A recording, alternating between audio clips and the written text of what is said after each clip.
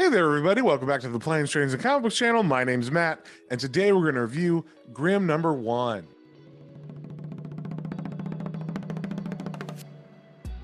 But before we get into that, if you guys wouldn't mind sharing, subscribing, commenting, it really helps me out and lets me know what you guys want to see more of. So, with that being said, let's get straight into it. All right, we got the cover here for Grimm number 1. It is a Boom Studios comic, and it is by Stephanie Phillips, Flaviano, and Rico Renzi. So we start off at the scene of a car accident where this guy named Brian has recently passed, but he doesn't know that because his spirit is walking around and in disbelief that he's still alive. And as he says that to himself, a Reaper appears and tells him that he is not alive. So she tells Brian that she's a Reaper and her name is Jessica. And she kind of explains to him what's going on, that he was in an accident, he died, and now he's a soul that she is going to guide into the afterlife. And he gets super freaked out and he tries to run away, but there is nowhere he can go. So once he calms down a bit, Jessica takes him to a boat and they begin to cross the river Styx. And as they're floating, he begins to ask her questions about her life and existence and how she died. And Jessica kind of gives him vague answers. It becomes apparent that Brian asks too many questions, and she kind of gets annoyed by it.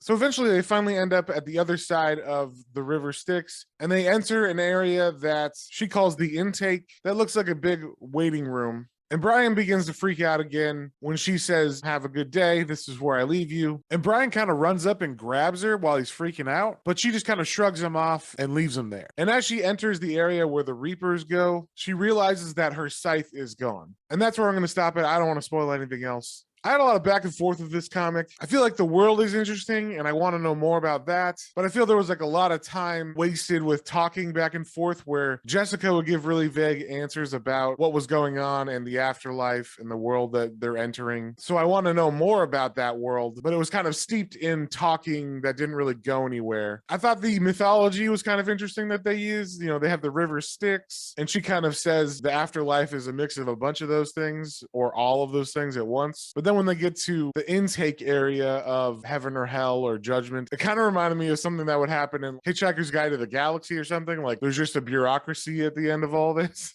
But besides all the talking that I felt was a little bit too much, I thought that later on in the comic after I stopped, there was a couple really interesting things that happened. I thought the art was pretty good. There was some really cool scenes with her and her scythe. There was a lot of talking at the boat or the car crash scene that got a little bit static, but later on it does pick up. That's where the art gets to shine through more. I did think the river Styx was pretty cool, and overall I do think the design of the world is interesting. So I'm going to give this one a 3 out of 5. It was a little slow for me, but the world is interesting enough and the story did pick up at the end. So it was a pretty good first issue and start to a new series. So if you saw anything you like, definitely go pick that up at your local comic book store, and we will see y'all in the next one.